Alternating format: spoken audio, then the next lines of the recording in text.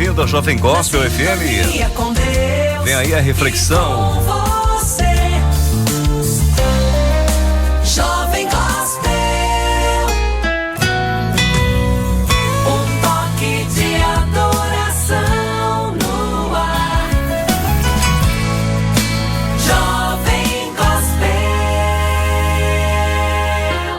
Hoje nossa reflexão vai nos levar à nossa juventude, né? Vai nos trazer ao passado, a boas lembranças da nossa vida. Nós temos uma oportunidade, amigos, de viver algo novo, né? Algo diferente. A partir de agora, a palavra de Deus, ela é tão especial que ela nos dá, nos renova. Cada vez que a gente lê essa palavra, ela nos capacita e nos dá uma alegria que o mundo não pode nos dar, porque o mundo não entende, não compreende, né? O mundo é material, as coisas aqui são passageiras, as coisas aqui têm fim, né? Mas que vem do Senhor é eterno. Portanto, quando nós nos aproximamos de Deus, a nossa alegria se torna completa, ela nos traz uma paz, aquela paz que excede todo entendimento, né? Nós podemos até no meio de uma guerra, no meio de tribulações que estamos passando, nós mesmo assim nós podemos ter paz, não é isso, Eliana? Sim. A partir do momento que nós encontramos Cristo, né? Que nós sabemos que Cristo nos deu a oportunidade de sermos chamados filhos de Deus, que abriu a porta do céu para nós podermos entrar lá. Nós temos uma alegria muito grande. E nós podemos saber que nada do que fazemos aqui, né, do que construímos, é mais importante do que o que temos com o Senhor. Quando nós descobrimos isso na nossa mocidade, ainda mais importante é, porque nós temos mais tempo para falar de Deus, mais tempo para se envolver com a sua obra. E nós vamos falar sobre esse assunto, né? E a nossa leitura vai ser baseada lá em Eclesiastes, no capítulo 12, versículo de 1 ao 14. Assim diz a palavra do Senhor. Lembrem-se do seu Criador nos dias da sua juventude, antes que venham os dias difíceis e se aproximem os anos em que você dirá: não tenho satisfação neles, antes que se escureçam o sol e a luz, a lua e as estrelas e as nuvens voltem depois da chuva. Quando os guardas da casa tremerem e os homens fortes caminharem encurvados, quando pararem os moedores por serem poucos e aqueles que olham pelas janelas enxergarem embaçado, quando as portas da rua forem fechadas e diminuir o som da moagem, quando o barulho das aves o fizer despertar, mas o som de todas as canções parecer fraco para você, quando você tiver medo de altura e dos perigos das ruas, quando florir a amendoeira, o gafanhoto for um peso e o desejo já não se despertar, então o homem se vai para o seu lar eterno e os pranteadores já vagueiam pelas ruas.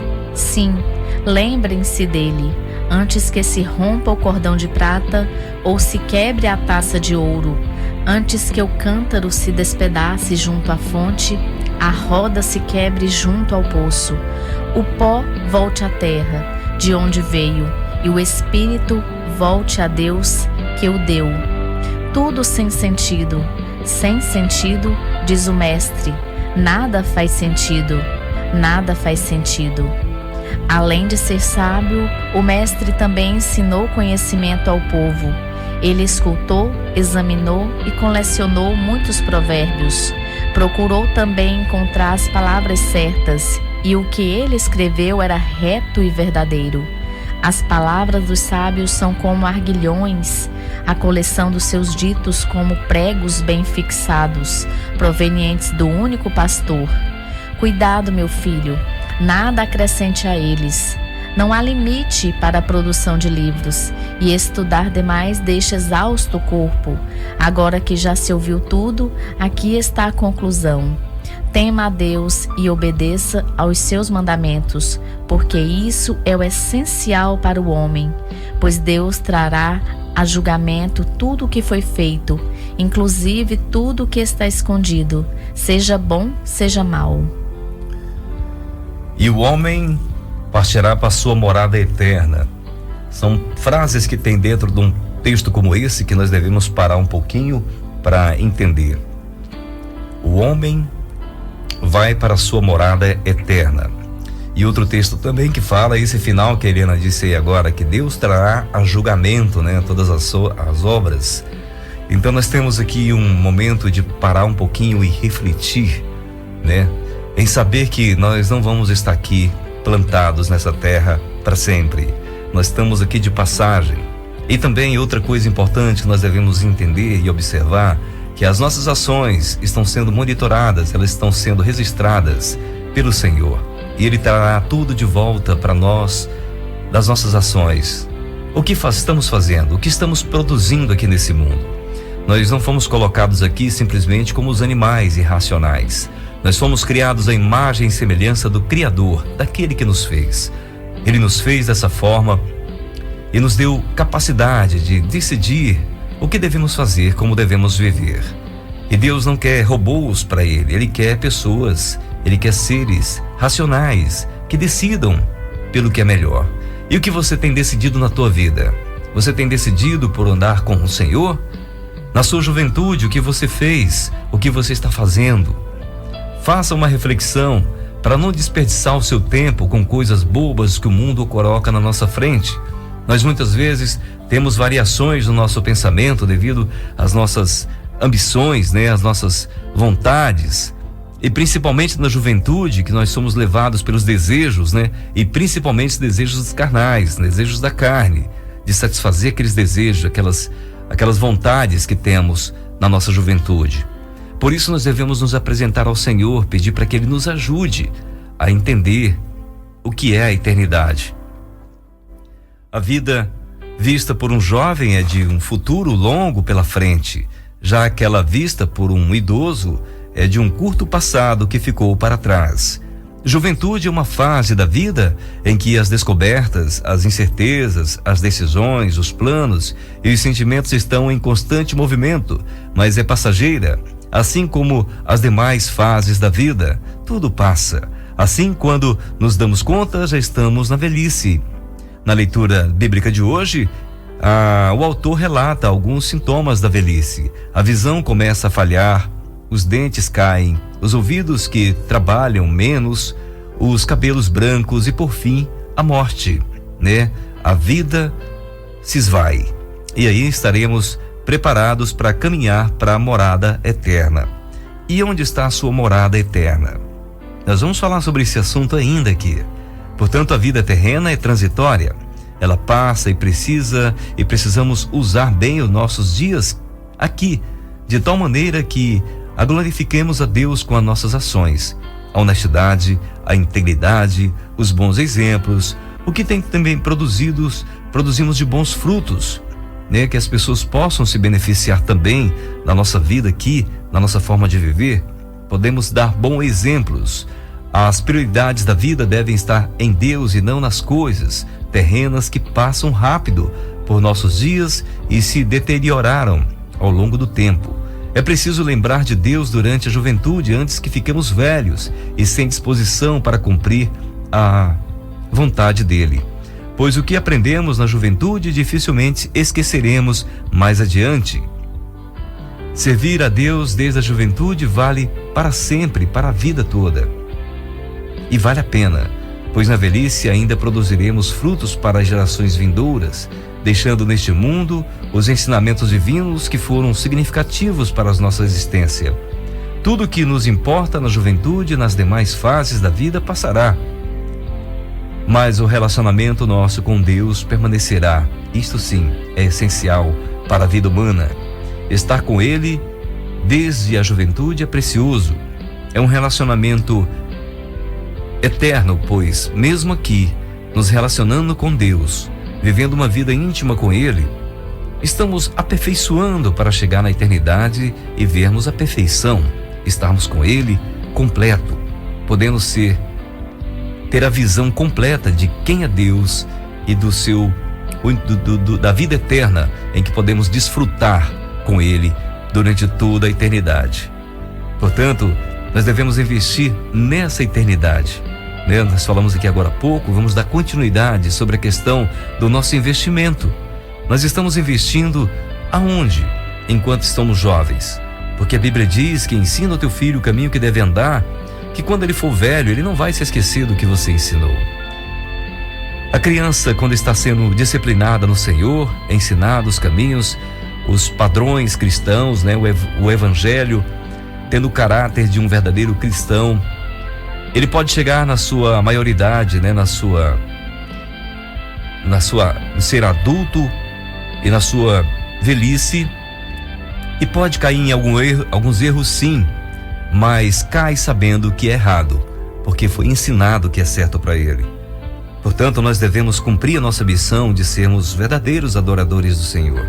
Não adoradores simplesmente de palavras, né, de falar, mas de viver com o Senhor. Salmo 71, 17, que foi o nosso versículo de destaque, né? Desde a minha juventude, ó Deus, tens me ensinado, até hoje eu anuncio as tuas palavras.